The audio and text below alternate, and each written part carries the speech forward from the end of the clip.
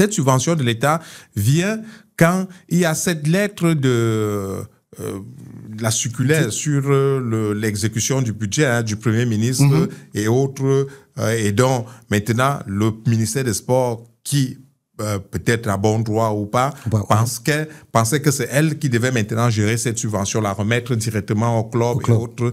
Et donc, peut-être que nous aussi, on n'avait pas compris. Et donc, c'est là où le problème s'est posé.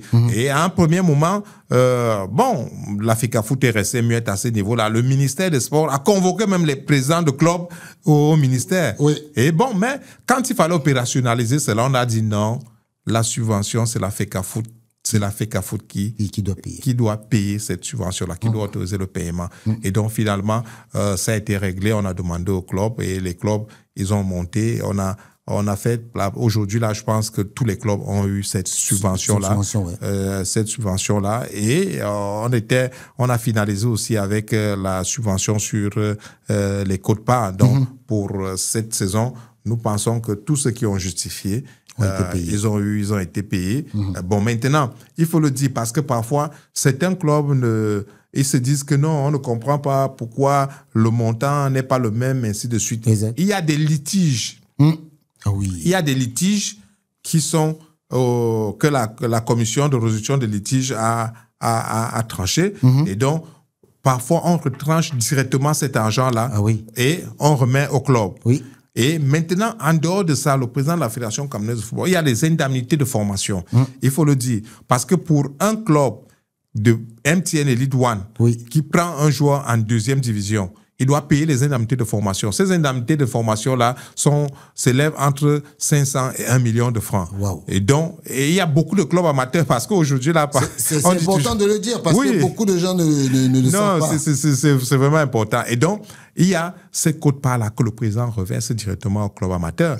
Et je pense que peut-être que quand vous allez vous rapprocher de la Fédération camerounaise de football, on vous dira combien la Fédération camerounaise de football, en termes de millions, a reversé au niveau du football amateur par rapport à cela. Ce n'était pas fait avant, mais aujourd'hui, quand même, les présidents de clubs amateurs peuvent être satisfaits de ce côté-là. Mais justement, au-delà de ce problème, on a eu un peu un problème des arbitres. Comment le CTF a fait pour gérer cette situation? Parce que effectivement, il faut comprendre, ce sont des situations qui se sont un peu accumulées. Bon, on a compris que derrière ça, il y avait peut-être quelque chose qui se cachait. La manipulation.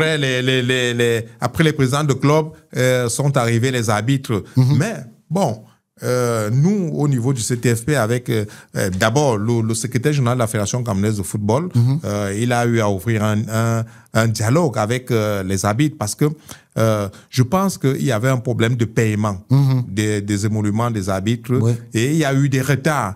Et bon, peut-être que les retards, pour nous, on transmettait les documents, mais il faut dire que ces retards-là, c'était parce qu'on avait demandé, il y a une certaine procédure, une certaine rigueur, le manuel de procédure au niveau de la Fédération camerounaise de football.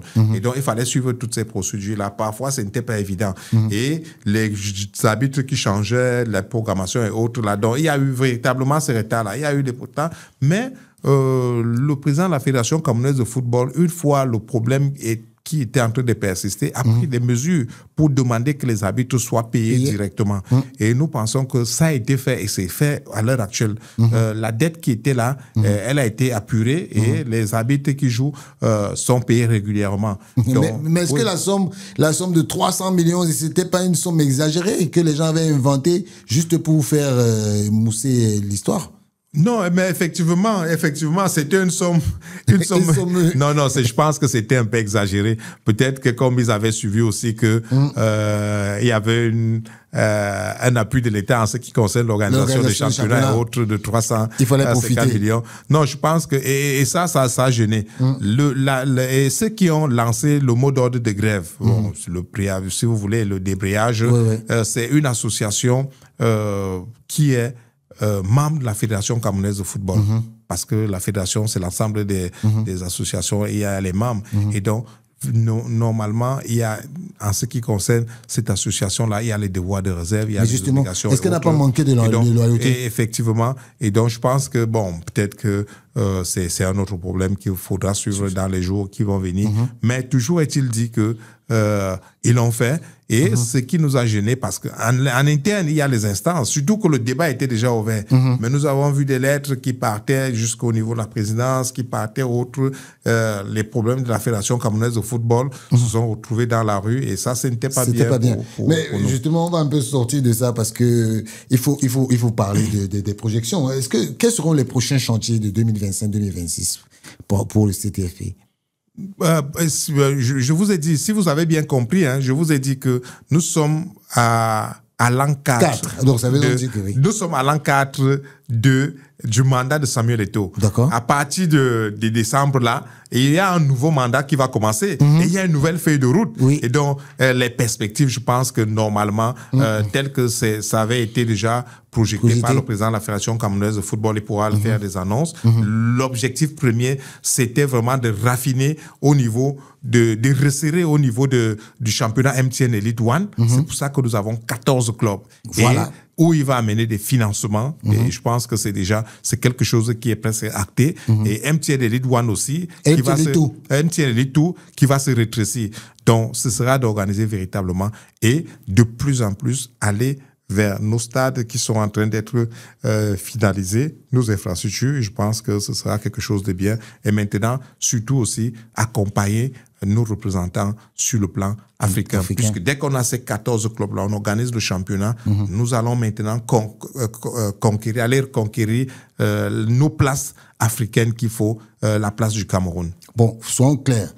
Ce sera combien de clubs en Elite One? Nous aurons 14 clubs en Elite One et 17 clubs en Elite 2. Donc ça veut dire que l'Elite 2 va continuer en 2 poules. Et effectivement, nous sommes en train de regarder sur cet angle-là. Je pense que ça va continuer en 2 poules. Mais justement, par rapport au championnat, on constate que on n'a pas la VAR. Pourtant, c'est quand même un outil aujourd'hui qui est essentiel dans l'amélioration des conditions d'arbitrage. Donc, est-ce qu'on aura la VAR dans les prochains jours ou pas? Le problème de la VAR, bon, je vais dire, c'est pas assez facile au niveau du Cameroun, parce que si vous regardez très bien, même les matchs des Lions indomptables qui se jouent n'ont pas la VAR aujourd'hui. On avait le dispositif de la VAR avec la Coupe d'Afrique qui s'était jouée. Oui. Et donc, maintenant, mais les stades où nous jouons, ce sont les stades, généralement, les stades annexes et autres. Les grands stades, on ne joue pas. Donc, ce dispositif-là n'a pas été installé de ce côté-là. Je pense que avec les stades que la Fédération camerounaise de football est en train de projeter, le président de la Fédération, il est conscient de ce problème-là pour aider surtout les hommes en noir, parce que à un moment, ce sont les hommes, ils peuvent prendre des décisions qui peuvent souvent prêter à équivoque, parce que mais ce sont les hommes, donc il faut parfois la VAR pour leur donner un coup de main. Je pense que la première des choses, ce sera la formation. Vous avez eu un entretien avec le président des arbitres. Donc, parce que là, il faut aussi former les arbitres de la VAR. Voilà, donc, et je pense que c'est un projet qui est bien regardé par le président de la Fédération camerounaise de football. Il va mettre un accent sur ça. Justement, parlons même justement du président de la Fédération camerounaise de football. On sait, vous nous avez dit d'entame que vous avez des relations de grands frères et petits frères. Aujourd'hui, comment est-ce que vous voyez sa vision du football? Non, peut-être que pour moi, je pense que sa vision du football, telle que élaborée déjà, parce que ceux qui l'ont lu, et pour les 4 années qui viennent de passer, nous pouvons dire que c'est véritablement, il a évolué, il a fait bouger les lignes. Et c'est pour ça, faire bouger les lignes, ça secoue beaucoup de gens. C'est pour ça que vous voyez toutes les passions autour du football et autres, tout le monde veut intervenir, simplement parce que c'est Samuel Eto'o, et surtout parce qu'il est venu, il a fait bouger les lignes. Il a fait croire à ceux qui ne pouvaient pas croire. Et donc, on a vu, parce qu'au niveau de l'équipe nationale aujourd'hui, si vous voyez l'équipe nationale, on n'a plus jamais connu les problèmes de primes. C'est Samuel Eto'o qui est venu régler cela, parce qu'on avait toujours ces retards et autres. Nous avons vu les joueurs et autres au niveau de l'équipe nationale qui ont voyagé dans de bonnes conditions. Véritablement, on a vu partout où nous sommes partis. Donc, au niveau du championnat professionnel, nous avons vu les améliorations qu'il a mis il a mis le joueur au centre, si vous voulez, au centre même de son projet.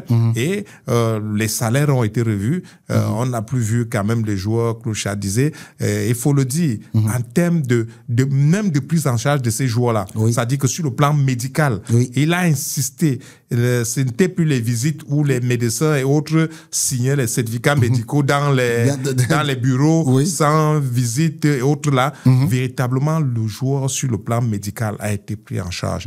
Et quand il y a eu quelque chose, nous, au niveau du CTFP, avec les assurances que la FECAFOOT a eu à se proscrire, on a eu à suivre ces joueurs-là. Donc, il y a eu beaucoup de réformes avec le président de la Fédération camerounaise de football. Je pense que il y a aussi eu, il faut le dire, il faut le peut-être pour le décrier, il y a eu toute cette cabale autour de lui, tout ce qui s'est passé, il a tenu, il fallait qu'on l'enlève, on a collé autant d'histoires autour de lui, mais je peux vous assurer que c'est un monsieur qui a un moral d'acier. Parce que si c'était une autre personne, ça devait être difficile que pour cette personne continue.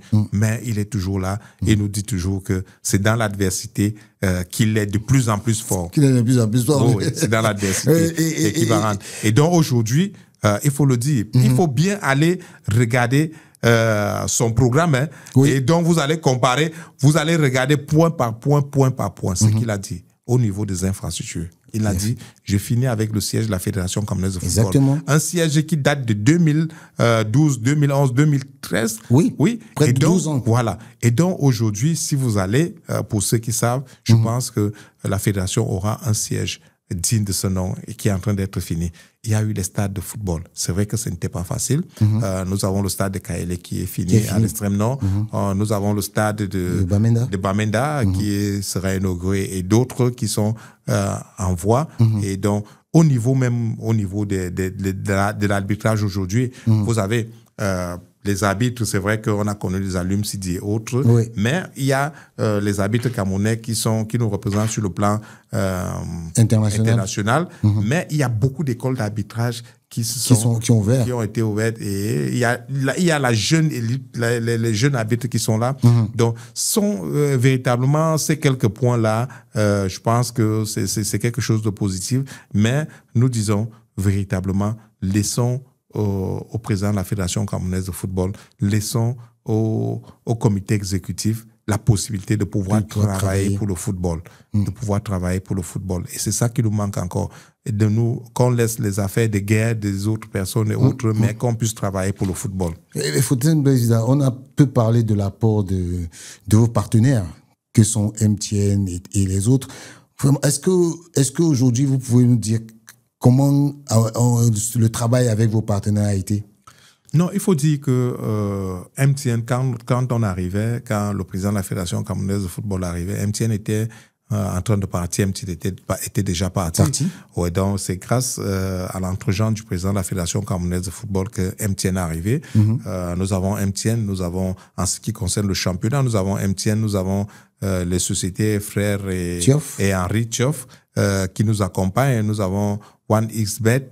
Et donc, il faut le dire, ce sont des sociétés, nos partenaires avec qui nous travaillons sur le plan pratique. Par exemple, nous, au niveau du CTFP, nous organisons souvent des top matchs. Et quand il y a ces top matchs-là, ces sociétés-là, ces partenaires nous accompagnent avec les lots aux meilleurs joueurs, aux équipes et autres là. Donc, ils s'investissent. Et à chaque fois qu'il y a match, on essaie d'organiser en termes de branding sur le plan de sponsoring et autres. Bon, en dehors de ça, effectivement, on a dit que ces sociétés-là, ces partenaires-là apportent l'argent à la Fédération camerounaise de football qui est reversé une partie au club et une partie pour l'organisation. Donc, en ce qui concerne MTN, il ne faut pas dire seulement que MTN, ça ne se limite pas seulement au niveau du championnat, l'organisation du championnat. Nous avons le Ballon d'Or qui sera organisé dans les prochains jours sûrement.